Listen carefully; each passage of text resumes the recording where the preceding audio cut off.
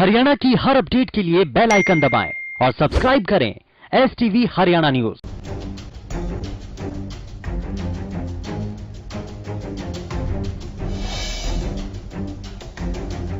नमस्कार, हरियाणा न्यूज देख रहे हैं आप और मैं हूं आपके साथ सोनिया सतैनीता।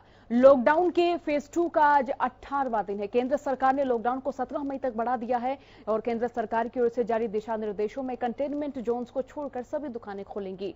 और वहीं जिक्र करें कि ये लॉकडाउन लगातार आगे बढ़ता जा रहा है और लॉकडाउन का जो तीसरा चरण है वो 4 मई से शुरू होगा और ये लॉकडाउन जो है बढ़ा दिया गया है और आपको ग्राफिक्स के जरिए समझाते हैं कि किस जिले को किस जोन में रखा गया है।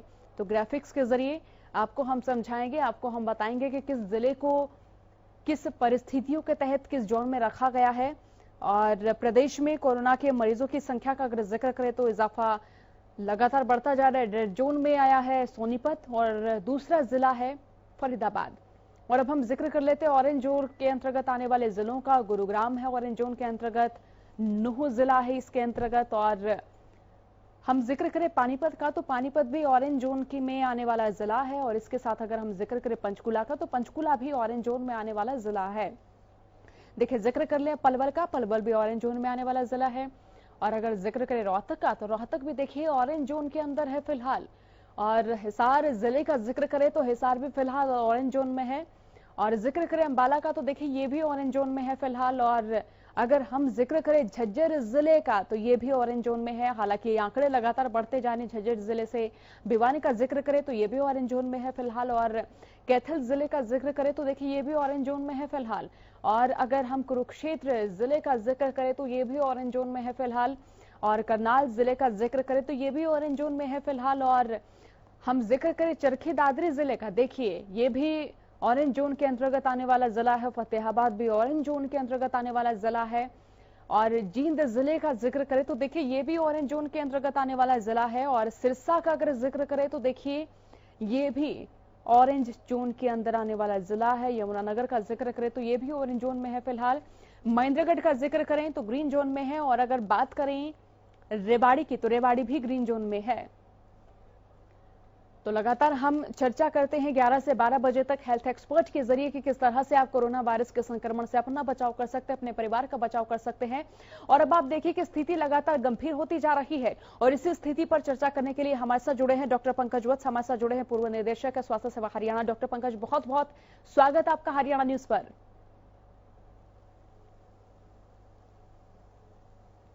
डॉक्टर पंकज, देश के आंकड़ों का जिक्र करें तो लगातार आंकड़े बढ़ते जा रहे हैं, इस स्थिति को कितना गंभीर माना जाए? देखिए, देश के स्तर पर अगर देखते हैं, आंकड़ों को देखते हैं तो निश्चित रूप से 2-2.5 हजार के करीब जो है वो नए केसेस आ रहे हैं। लेकिन ये जो आंकड़े जो आ रहे हैं ये कुछ प्रदेशों में केंद्रित हैं। बिल्कुल। और उन प्रदेशों में भी कुछ जिलों में ज्यादा संख्या में आ रहे हैं, ज्यादा जगह केंद्रित हो रहे हैं। अब महाराष्ट्र, दिल्ली, गुजरात, मध्य प्रदेश, राजस्थान, आबूदर साइड में वहाँ पे पूरी तरह से कंसंट्रेट हो रहा है। तो ये उनके इसीलिए उनके जो रेड जोन डिस्ट्रिक्ट्स हैं उनकी संख्या भी अधिक है। बाकी बहुत सारे एरियाज उन डिस्ट्रिक्टों में भी ऐसे हैं जहाँ पर कोई संक्रमण का केस नहीं है। ग्रीन जोन भी है, ऑरेंज जोन में भी डिस्ट्रिक्ट्स हैं। तो ये जो डिवीजन किया गया है पूरे देश का 3 भागों में, ये रेड, ऑरेंज और ग्रीन, इसमें मैंने पहले भी आपके चैनल के माध्यम से एक सुझाव दिया था कि रेड 1 एंड रेड 2 होना चाहिए रेड और ऑरेंज के बीच में। क्योंकि आप देखेंगे, अगर आप हरियाणा का सिनेरियो देखेंगे तो हरियाणा में इन्होंने क्या किया, सिर्फ 2 ही जिलों को रेड किया, 2 को ग्रीन किया और बाकी 18 जिलों को इन्होंने ऑरेंज में डाल दिया। उन 18 जिलों की स्थिति एक जैसी संभव ही नहीं है। उसमें आप देखिएगा चरखी दादरी, फतेहाबाद, जींद, कैथल, कुरुक्षेत्र, भिवानी, कुरुक्षेत्र 1 या 2 केस हैं। भिवानी, यमुनानगर में 3-3 केस हैं।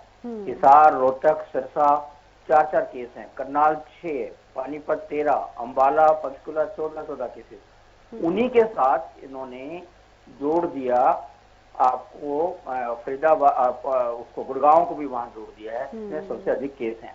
इसलिए इनको रेड जोन और रेड जोन के बाद ऑरेंज जोन, रेड के बीच में एक जोन और बनाना चाहिए था।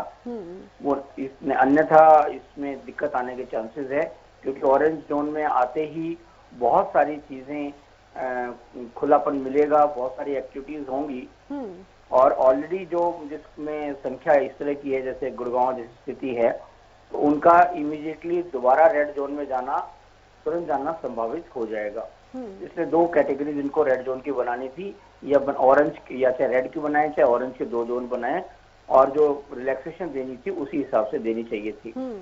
जहां तक प्रदेश की स्थिति है, प्रदेश में पहले 2, 4, 10 केसेस ऐसे होते थे लेकिन पिछले 2 दिनों से हम देख रहे हैं, एक दिन 28 केसेस आए, कल 18 केसेस आए, और कुछ केसेस की रिपोर्ट भी नहीं होते हैं, तो मीडिया के माध्यम से पता लगता है कि संख्या ज्यादा है, और कुछ जगह पे केंद्रित भी हो रहे हैं।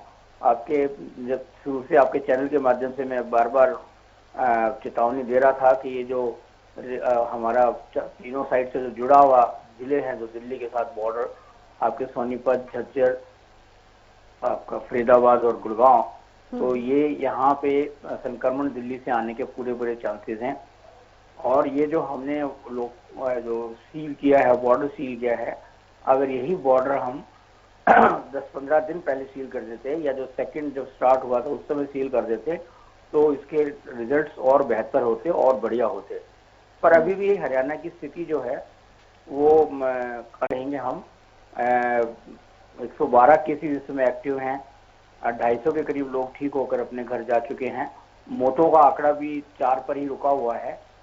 उसको देखते हुए और जो संक्रमण भी आ रहा है गुड़गांव जैसी जगह में, बाकी जगह में, वहां सिर्फ कुछ पॉकेट्स में है, तो इसलिए ये जो एक्सपेरिमेंट किया गया है हरियाणा में, वो चांस लिया जा सकता है, बशर्ते जो दूसरा सुझाव मेरा ये है कि जैसे दिल्ली में एक रिंग रोड है और एक आउटर रिंग रोड है, उसी तरीके से इन्होंने दिल्ली बॉर्डर को सील कर दिया है। दिल्ली बॉर्डर के बाद जो आउटर रिंग रोड है, यानी आउटर जो एरिया है, एनसीआर से बाहर का जो एरिया है, उसको भी विद इन हरियाणा भी उसको सील किया जाना चाहिए, क्योंकि अभी तो उन्होंने कहा है कि वो एक से दूसरे डिस्ट्रिक्ट में जा सकते हैं ऑरेंज जोन में, यानी सिर्फ फरीदाबाद के लोग अपने डिस्ट्रिक्ट में रहेंगे और सोनीपत के रहेंगे, और बाकी प्रदेश में सभी लोग कहीं भी जा सकते हैं। यानी ये लोग भी घूम फिर के, और हाईवेज और बाकी सारे साउदर्न नॉर्दर्न पेरिफेरल इस तरह के बने हुए हैं, तो पूरे प्रदेश में ही मूवमेंट स्टार्ट हो जाएंगे। तो इसलिए इनको ये भी ध्यान रखना चाहिए कि जो एनसीआर के साथ जो लगता है बॉर्डर है उसको सील करें, और साथ में विद इन हरियाणा जो एनसीआर का एरिया होता है वहाँ पेरिफेरल पे भी उसको भी सील करने की कोशिश करें, ताकि ऐसा ना हो कि दिल्ली से संक्रमण जो है इन 4 डिस्ट्रिक्टों में आए और यहाँ से फिर वो पूरे प्रदेश में चला जाए।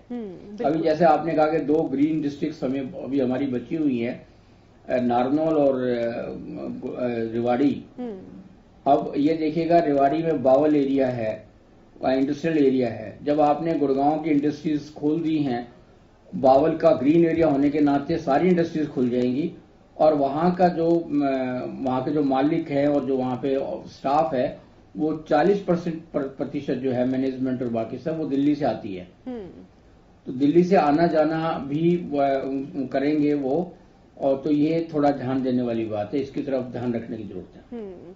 डॉक्टर अजय गुप्ता भी हमारे साथ लाइव जुड़ गए हैं। डॉक्टर अजय, बहुत बहुत स्वागत आपका हरियाणा न्यूज पर। डॉक्टर अजय, देखिए लॉकडाउन बढ़ा दिया गया है, जो तीसरा चरण है वो 4 मई से शुरू होने वाला है, तो फिलहाल स्थिति आप किस तरह से देख रहे हैं? कितनी गंभीर ये स्थिति मानी जाए, और संभावना कब तक मानी जाए कि लॉकडाउन कब तक हम माने कि ये जो बढ़ रहा है ये कोरोना के संक्रमण पर पाबंदी लगाएगा? पिछले 24 घंटे में शायद हाईएस्ट जंप है, मेरे ख्याल 2000 और उससे ज्यादा केस पूरे भारत में कोविड-19 के पहुंचे हुए हैं। सबसे इम्पोर्टेंट बात आपके चैनल के माध्यम से बोलना चाहता हूं कि हमको, मैंने पहले भी बोला था कि ये 2000 या 2200 का जो ब्रेकअप है वो देखना है। 1028 मामले अकेले, सुनिए जी, 2000 में से 1028 जो मामले अकेले महाराष्ट्र के। मतलब आप ये सोच लो कि अगर महाराष्ट्र की स्थिति बहुत बढ़िया हो जाए तो ये सीधा से सीधा जो फॉल होता है हमारा कोविड-19 का 24 घंटे का केसेस, वो 1000 हो जाएगा। बिल्कुल। तो अभी तो जो हमारे देश की स्थिति है डेफिनेटली वो चिंताजनक है ऑल ओवर। और चिंताजनक अगर मैं बताऊंगा तो कुछ 4-5 राज्य हैं जिनकी वजह से ये चिंताजनक बनी हुई है। महाराष्ट्र है, मध्य प्रदेश है, गुजरात है, दिल्ली है, तमिलनाडु है और उत्तर प्रदेश है। ये जो बड़े 5-6 राज्य हैं जो कि अकेले आप 1500 से 1600 की केस रोज के कॉन्ट्रीब्यूट कर रहे हैं सोनिया जी, अगर आप आंकड़े देखेंगे तो। जब तक इन राज्यों में स्थिति संभलेगी नहीं, आप पूरे हरियाणा का मूल्यांकन करना हमारे लिए बेकार है। आपको रोज देखिए, रोज हमको महाराष्ट्र, दिल्ली, यूपी, मध्य प्रदेश, गुजरात, इनके ऊपर हमको काबू पाना है कैसे भी करके। इनकी वजह से पूरे देश हम लॉकडाउन में ये 3रे चरण में पहुंच चुका है। जबकि जैसे हमको अभी पता चला है कि हरियाणा की स्थिति ठीक है। अब आप देखेंगे कि झज्जर में, सोनीपत में केसेस आए हैं। अब हम कह रहे हैं कि बॉर्डर सील है। आपको लगता है झज्जर बहादुरगढ़ की केस में वो दिल्ली से आए हुए हैं, तो आपको देखना नहीं चाहिए कि उनका जो बैकग्राउंड है कहीं आजादपुर से तो नहीं है, आजादपुर से लिंक तो नहीं है उनका। मंडी खोली थी, उनमें काफी लोग संक्रमण में आए थे। तो हमको देखिए, हरियाणा में स्थिति बिल्कुल नियंत्रण में है, लेकिन जो पॉजिटिव केसेस अगर आते हैं तो उनका बैकग्राउंड हमको जरूर पता करना चाहिए कि वो क्रॉस बॉर्डर है या उनका कुछ जो संक्रमण है कहीं और से है। आपने बॉर्डर सील कर दिया, बहुत अच्छी बात है। अब बॉर्डर आपने सील कर दिया तो आपको ये तो लगेगा कि कम से कम जो दिल्ली के लोग हैं वो दिल्ली में है, गुड़गांव के लोग गुड़गांव में है, हरियाणा के लोग हरियाणा में है, दिल्ली से नहीं है कट ऑफ।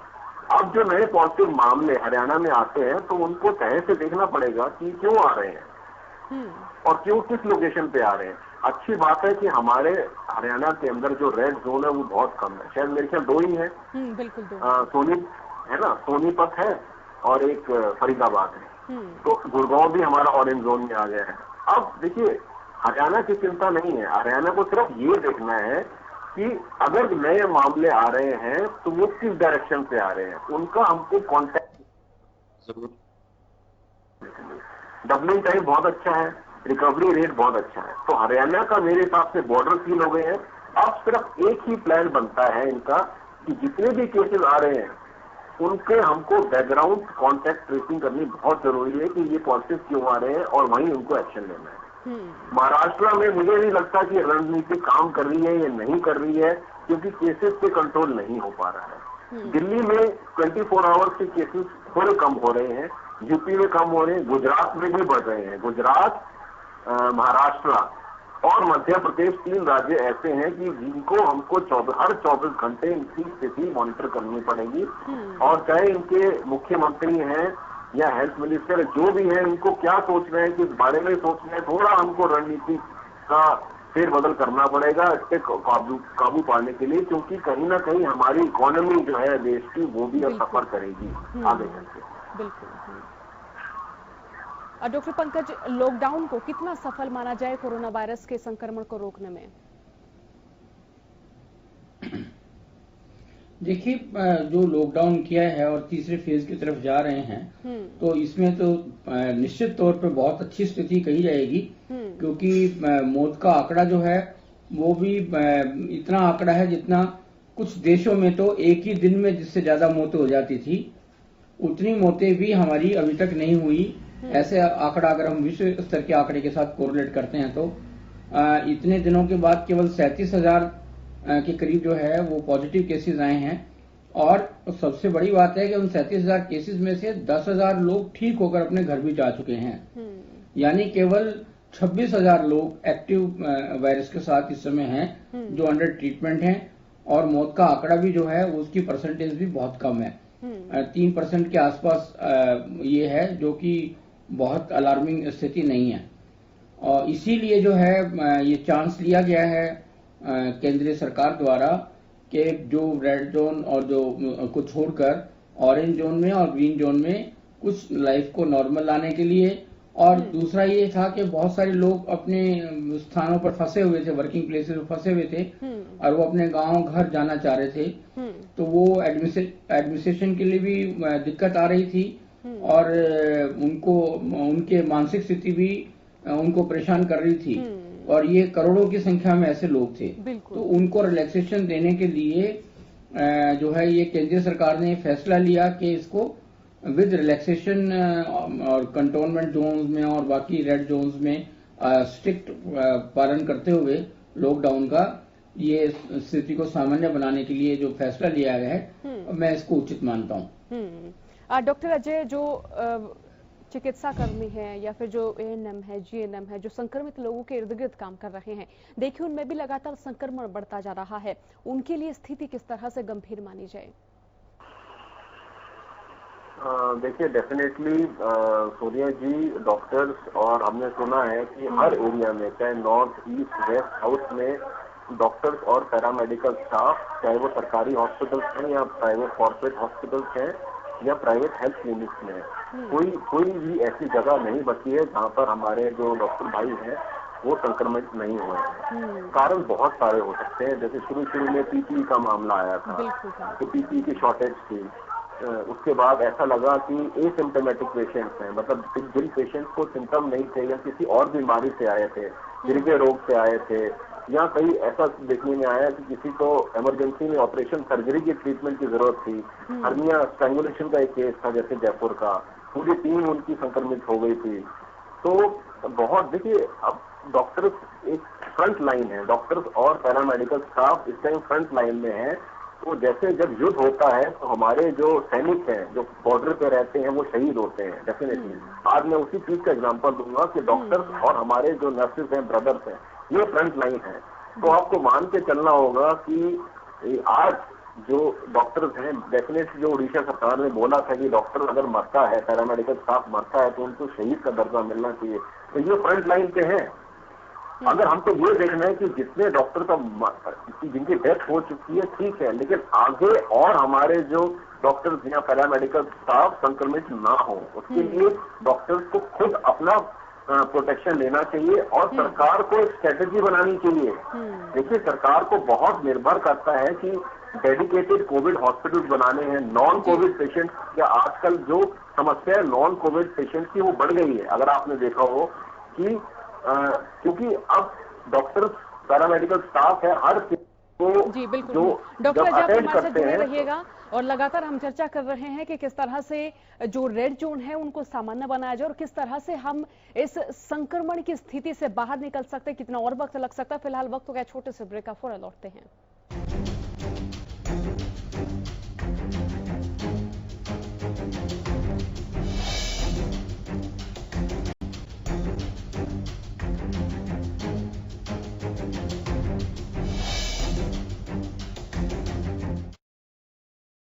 एक बार फिर आप सभी का स्वागत है। हम हेल्थ एक्सपर्ट से लगातार चर्चा कर रहे हैं कि स्थिति कितनी गंभीर मानी जाए और इस स्थिति से निकलने का क्या क्या उपाय है, किस तरह से हम खुद का बचाव कर सकते हैं।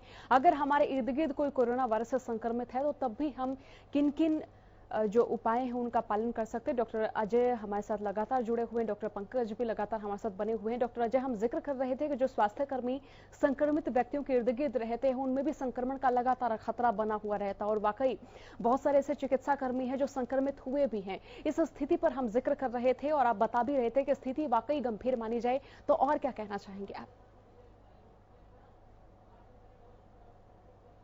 स्थिति है कि डॉक्टर्स और paramedical staff they can not afford, मतलब अब ये बहुत ही बड़ी चिंता की बात हो जाएगी कि अब डॉक्टर्स और पैरामेडिकल स्टाफ अगर हमारे हर रीजन के अंदर पॉजिटिव आने लग गए हैं, तो क्योंकि अब डेफिनेटली हमारे हिंदुस्तान में डॉक्टर्स की कमी है, इतना नहीं है हमारे पास, रिसोर्सेज इतनी नहीं है, ना हॉस्पिटल फैसिलिटीज है, ना पैरामेडिकल स्टाफ उतना है, हर चाहे वो प्राइवेट है चाहे वो सरकारी है। तो अपना देखिए पूरा प्रिकॉशंस तो ले रहे हैं।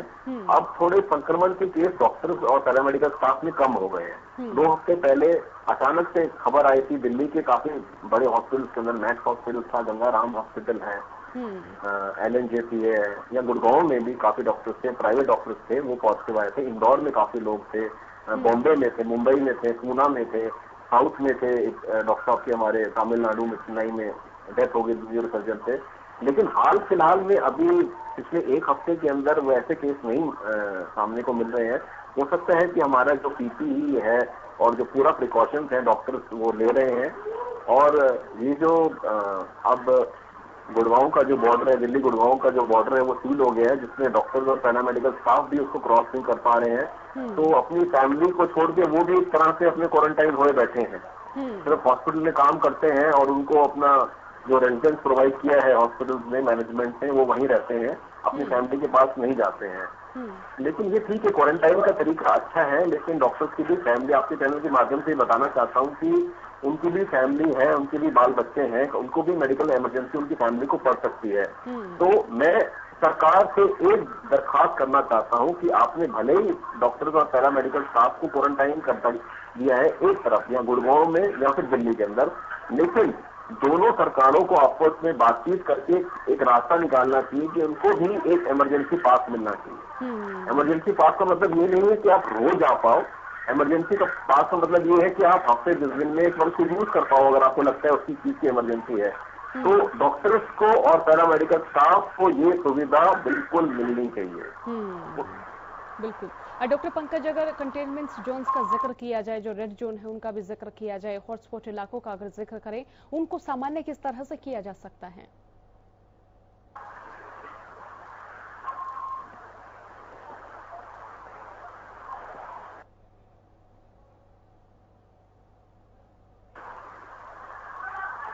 तो लगता है डॉक्टर पंकज से हमारा संपर्क नहीं हो पा रहा है, संवाद नहीं हो पा रहा है। डॉक्टर अजय, यही सवाल मैं आपसे करना चाहूंगी कि जो हॉटस्पॉट इलाके हैं उनको सामान्य किस तरह से किया जाए, जो हमारे रेड जोन है उनको किस तरह से सामान्य किया जाए, और ताकि ये माना जाए कि स्थिति नियंत्रण में है, और स्थिति नियंत्रण के जो स्टेज है उनसे भी आगे बढ़ चुकी है, यानी कि सामान्य स्थिति हो चुकी है। हर मुख्यमंत्री को अपने राज्य में उनको बिल्कुल ब्लैक एंड व्हाइट में पता है कि उनके राज्य के अंदर कितने क्षेत्र हैं जो रेड जोन है। बिल्कुल।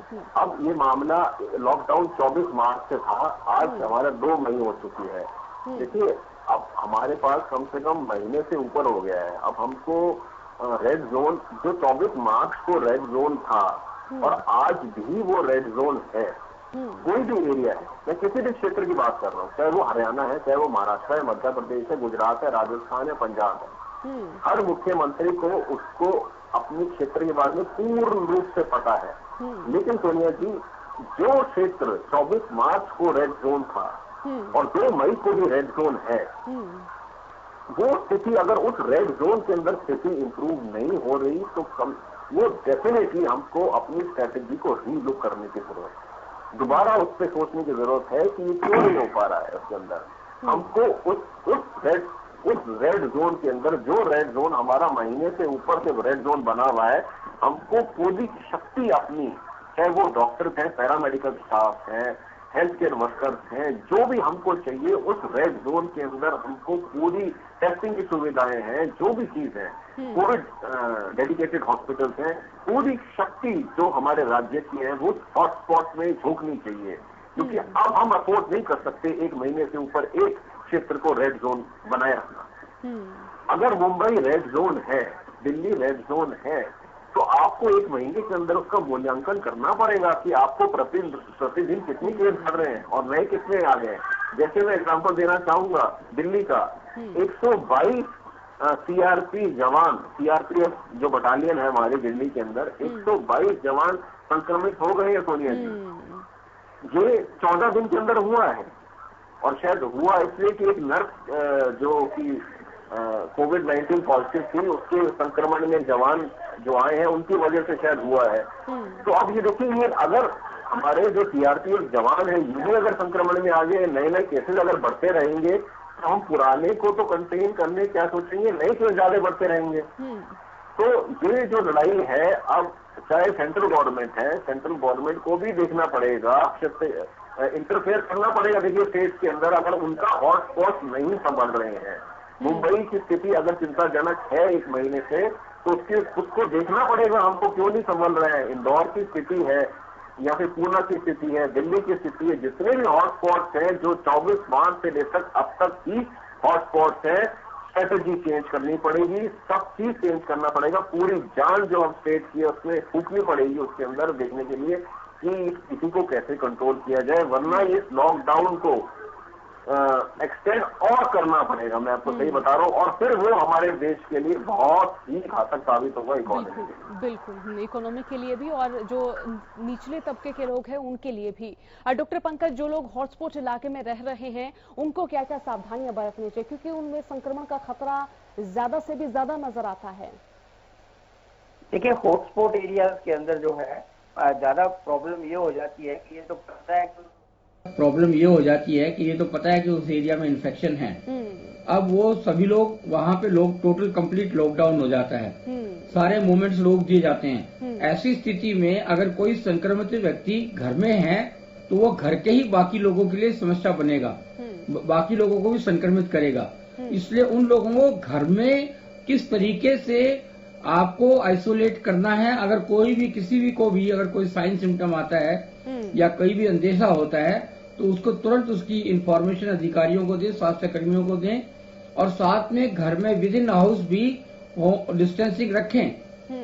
अलग बर्तनों में अलग अलग खाने पीने की व्यवस्था रखें, अलग अलग कमरों में सोने की व्यवस्था करें। मतलब सोशल डिस्टेंसिंग जो आपको करनी है वो विद इन हाउस करनी है, जो कंटोनमेंट एरियाज हैं, क्योंकि आप ये मान के चलिएगा कि कंटोनमेंट एरिया में किसी को भी इन्फेक्शन हो सकता है, और अगर वो बाहर जा नहीं पा रहा अपने घर से बाहर, वो घर में ही रह रहा है, मतलब वो ट्रांसमिट करेगा विद इन फैमिली।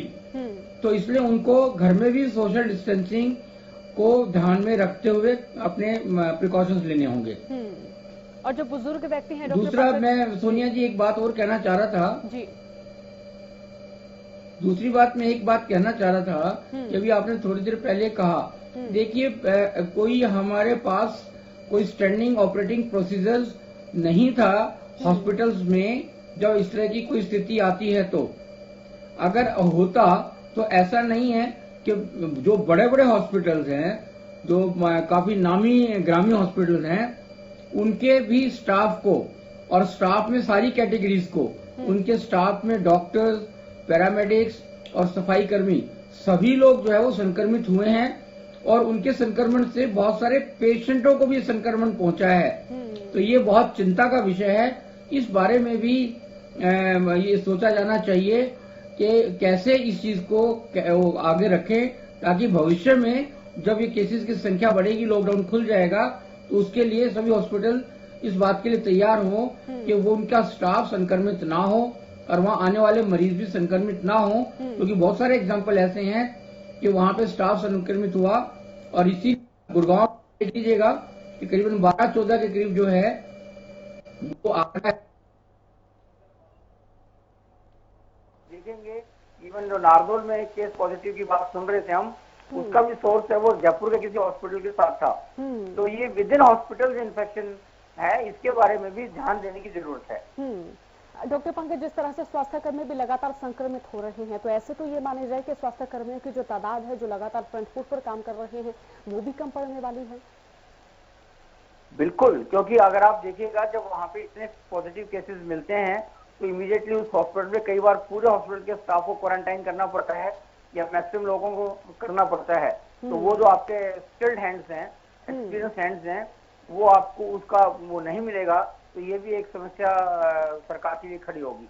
इसलिए विशेष सावधानियां देने की जरूरत है। मुझे लगता है कि शुरू में जो पीपी किट्स और बाकी सारी चीजों की व्यवस्था प्रॉपर नहीं थी, वहां पे कहीं ना कहीं क्योंकि साधन कम थे तो उसमें कहीं कंजूसी की गई है। अब जो है कोविड वार्ड्स बनाए गए हैं, कोविड हॉस्पिटल्स बनाए गए हैं, तो लगता है कि आने वाले वक्त में शायद इसमें स्थिति में सुधार आएगा।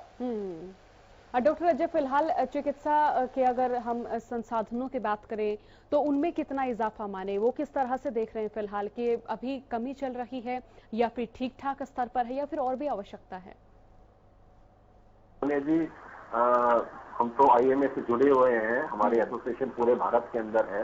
तो बिल्कुल जैसे डॉक्टर वत्स ने कहा था कि शुरू में पीपीई का जो पर्सनल प्रोटेक्टिव इक्विपमेंट्स कहते हैं हम, जिसमें मास्क भी है, ग्लव्स भी है, सैनिटाइजर्स भी है, पूरा फेस शील्ड वगैरह आता है, वो डेफिनेटली पहले जो 15-20 दिन में एक इशू था डेफिनेटली। उसके बाद सरकार ने उस पर बहुत एग्रेसिव रूप से काम किया है, ना सिर्फ सरकारी हॉस्पिटल बल्कि अब प्राइवेट हॉस्पिटल है, प्राइवेट क्लिनिक्स है, और बहुत सारे जो चैरिटेबल ऑर्गेनाइजेशन हैं उन्होंने डोनेट किया है। तो अब मुझे नहीं लगता है कि पिछले 15-20 दिन से भी जो हमारे पास जो पर्सनल प्रोटेक्टिव इक्विपमेंट्स हैं या अन्य साधन है उसकी कोई कमी है। और वेंटिलेटर्स जो क्या नाम है, जो सीरियस पेशेंट्स होते हैं उनके लिए वेंटिलेटर्स की जरूरत होती है। विभिन्न मल्टीनेशनल कंपनीज हैं जो हमारे वेंटिलेटर्स बना रही हैं। सरकार ने अपनी तौर पे फंड रिलीज किया है वेंटिलेटर्स खरीदने के लिए। डेडिकेटेड कोविड हॉस्पिटल अब कर रहे हैं। तो सरकार अपनी तरफ से पूरी कोशिश कर रही है। आम नागरिक है, हमको सरकार का साथ देना चाहिए डेफिनेटली, और थोड़ा हमको भी मुस्तैद होना है, सरकार को भी मुस्तैद होना है, हमको भी अपनी प्रिकॉशन लेनी है। देखिए अब जो कहावत है ना सोनिया जी, वही कहते हैं कि जो हर जंग है, वो हर युद्ध है, वो युद्ध भूमि पे जाकर नहीं जीता जा सकता है। कुछ युद्ध ऐसे हैं जो घर पे रह के जीते जा सकते हैं, जैसे कोरोना है। तो जो लॉकडाउन है, आप घर पे रहिए, स्वस्थ है। बिल्कुल। और फिलहाल अगर टेस्टिंग की सुविधाओं का जिक्र करें डॉक्टर अजय, वो किस तरह से नजर आ रहे हैं? क्योंकि अगर हम ग्रामीण क्षेत्रों में जिक्र करें तो वहां पर चेकअप की इतनी सुविधाएं नहीं, और मास स्क्रीनिंग हरियाणा के ग्रामीण क्षेत्रों में नहीं पहुंच पाई है। हमारे पास किट्स की कमी थी। RT-PCR की लैब हर जगह अवेलेबल नहीं है, और RT-PCR को कम से कम 5-6 घंटे 6-7 घंटे लगते हैं टेस्ट होने में। तो आप मान के चलिए अगर सुबह सैंपल आ गया तो हमको शाम को या नेक्स्ट डे मॉर्निंग पहले रिपोर्ट नहीं मिल सकती है। तो हॉटस्पॉट एरिया के अंदर स्क्रीन करने के लिए सरकार ने कहा था कि रैपिड कार्ड यूज करेंगे। रैपिड कार्ड किट्स की पूरी दुनिया में कमी थी। हमको किसी तरह से चाइनीज किट्स मिली, लेकिन वो फॉल्टी निकली। उसमें थोड़ा सा वाद विवाद हो गया चाइना के साथ। अच्छा, उसके बाद देखिए ऐसा है कि हमको, मुझे नहीं लगता कि हरियाणा में कमी होनी चाहिए, क्योंकि मानेसर में हमारा साउथ कोरिया की कंपनी है बायोसेंसर, उनका प्लांट है, और वो रोज के 1 लाख टेस्ट निकाल सकती है अगर सरकार चाहे तो। हरियाणा को मुझे नहीं लगता है कि वहां से अगर हम मानेसर प्लांट से जो रैपिड किट्स हैं वो पॉजिटिव भी नहीं है, वो वैलिडेटेड है। अगर उसको हम सारे क्षेत्र के झज्जर है या फिर सोनीपत है, जहां जहां रेड जोन है, अगर आपको मास पॉपुलेशन स्क्रीन करनी है तो हमारे पास, तो मुझे नहीं लगता कि हरियाणा सरकार को रैपिड कार्ड की कमी है। और नेशनल लेवल पे देखिए, नेशनल लेवल पे भी हमारे जो स्वास्थ्य मंत्री है हर्षवर्धन, उनका 2-3 दिन पहले एक बयान आया था। खैर अभी स्थिति बहुत दूर है, 31 मई की बात की है उन्होंने, आज से 28 दिन बाद की बात की है। तो उन्होंने कहा था कि 31 मई तक हम पूरे देश में प्रतिदिन 1 लाख लोगों को स्क्रीन कर पाएंगे।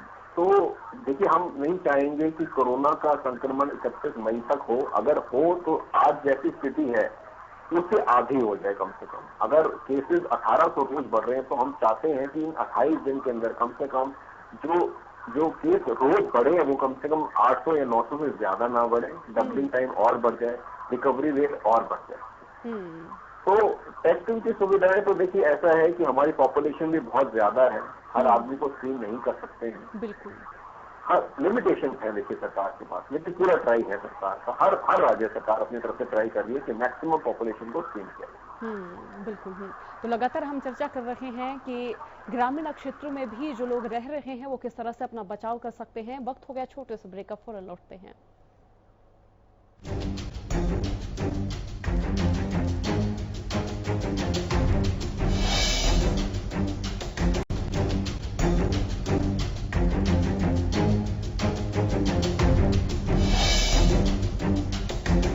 ब्रेक के बाद एक बार फिर आप सभी का स्वागत है। ब्रेक के बाद हम चर्चा करने वाले हैं कि कोरोना वायरस के संक्रमण के चलते किस तरह से आप अपना बचाव कर सकते हैं।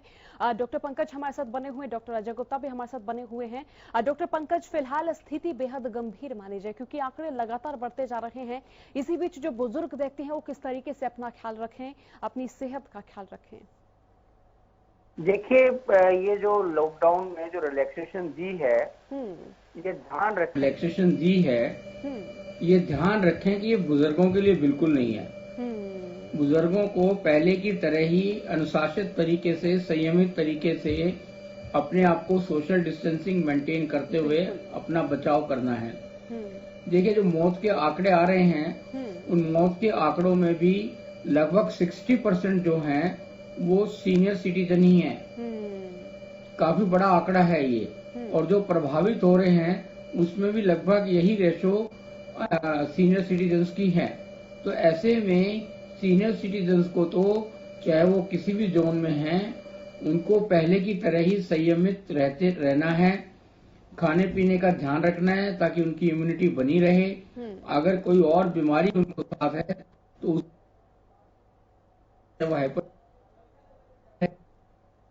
खान पान करें और सोशल डिस्टेंसिंग जो है उसका घर में भी, परिवार से भी सोशल डिस्टेंसिंग को मेंटेन करने की कोशिश करें, क्योंकि अगर वो घर में ही रह रहे हैं तो ये फिर घर के ही किसी सदस्य के माध्यम से उन तक आने वाला है।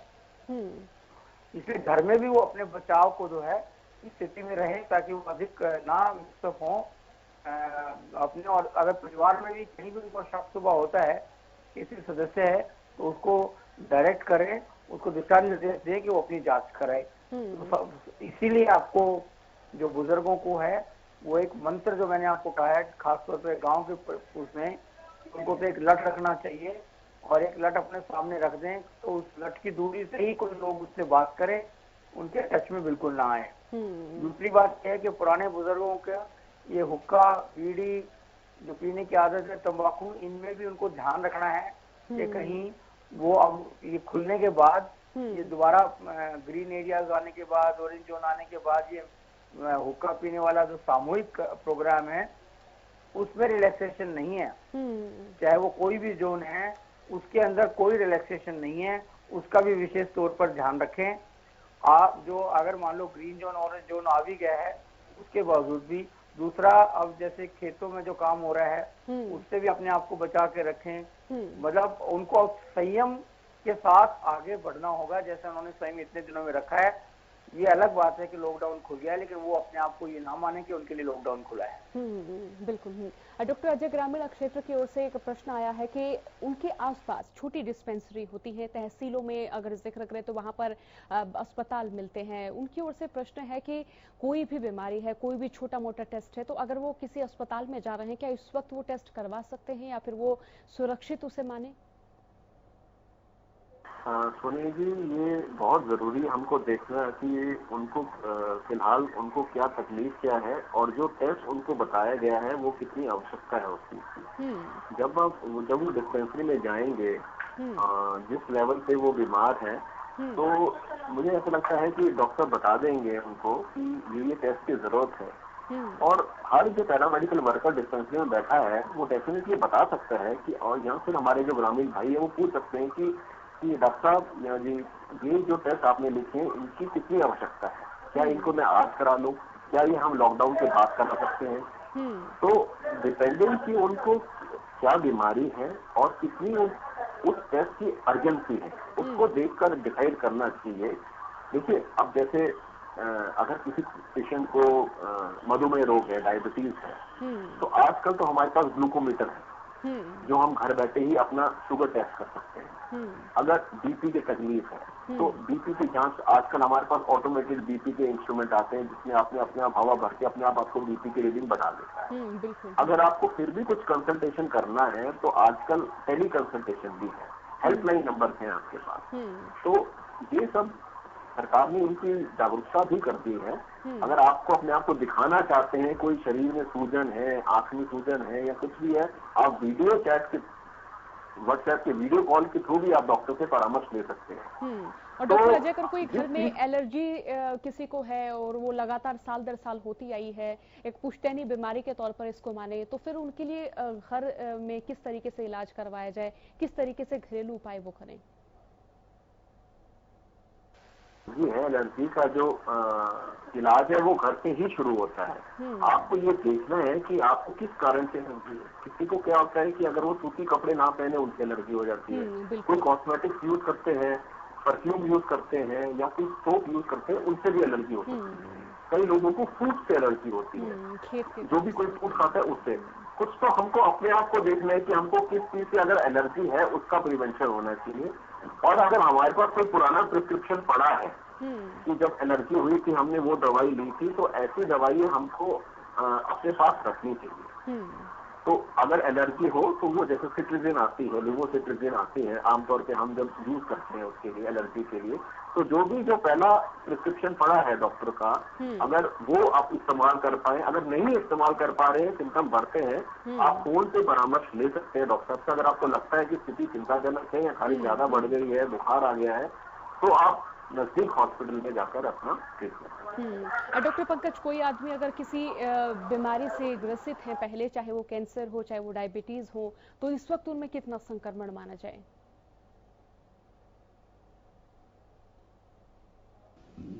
देखिए, वो अगर पहले से ही अंडर ट्रीटमेंट है, तो अगर वो अपने डॉक्टर के पास जो अपनी जानकारी है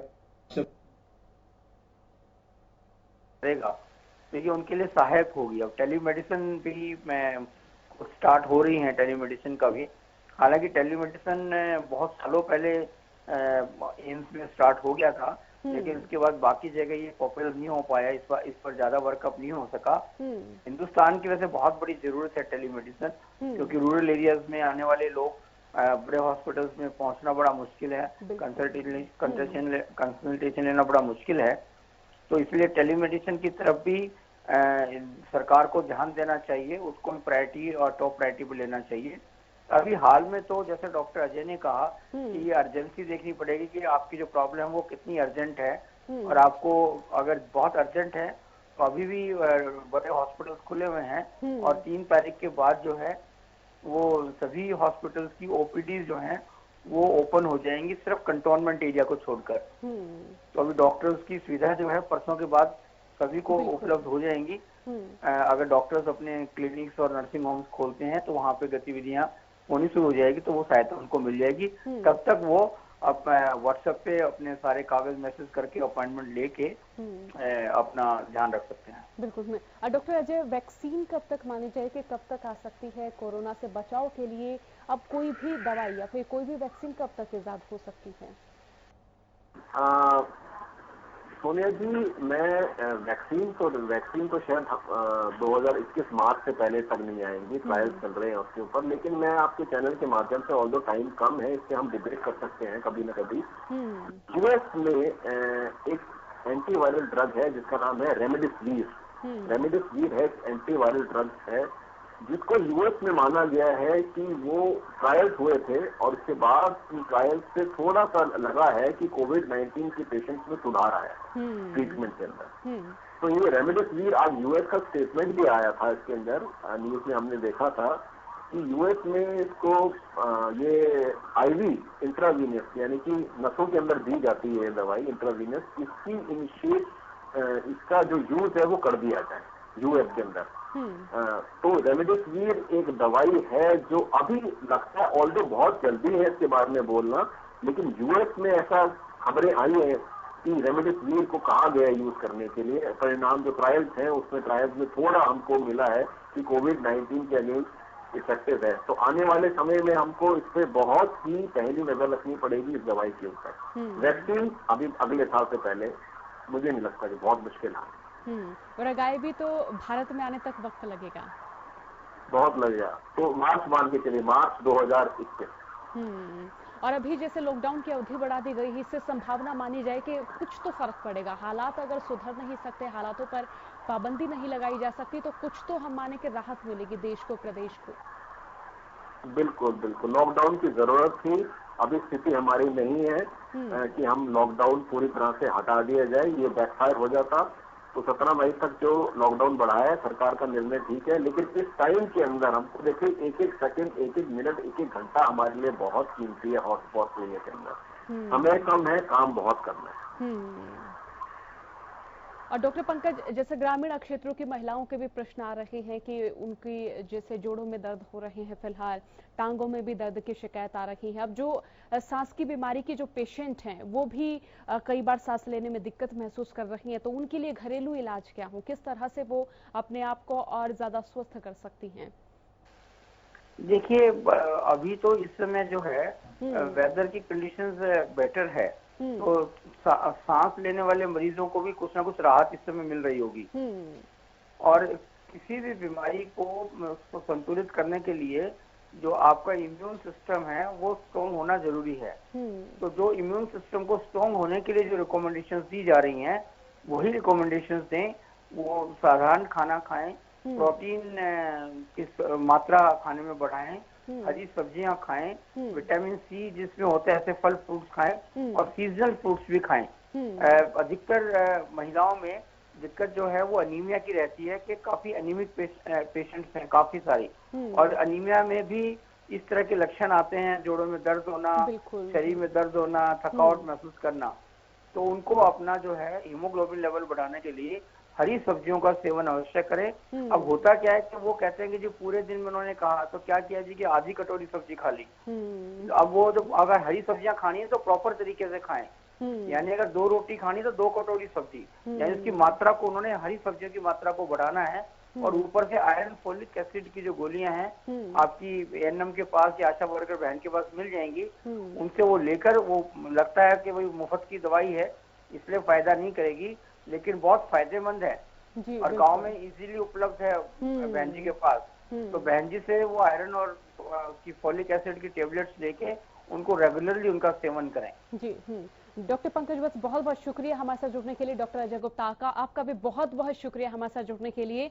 तो हमने इस चर्चा में तमाम दर्शकों को बताया कि किस तरह से आप इस वायरस के संक्रमण से खुद का बचाव कर सकते हैं, और खास तौर पर अगर आप ग्रामीण क्षेत्र में रह रहे हैं तो आपको अपना इम्यून सिस्टम जो है वो जरूर बढ़ाना है, क्योंकि देखिए लॉकडाउन की अवधि बढ़ा दी गई है और हमारी भी जिम्मेदारी बनती है कि हम दोगुने जिम्मेदार भरे। घर से अगर हम बाहर निकलें तो सोशल डिस्टेंसिंग का पालन करें, और घर के भीतर अगर रहें तो वहां भी फिजिकल डिस्टेंसिंग का हम पालन करें। फिलहाल के लिए इतना ही, बने रहिए हरियाणा न्यूज के साथ। नमस्कार।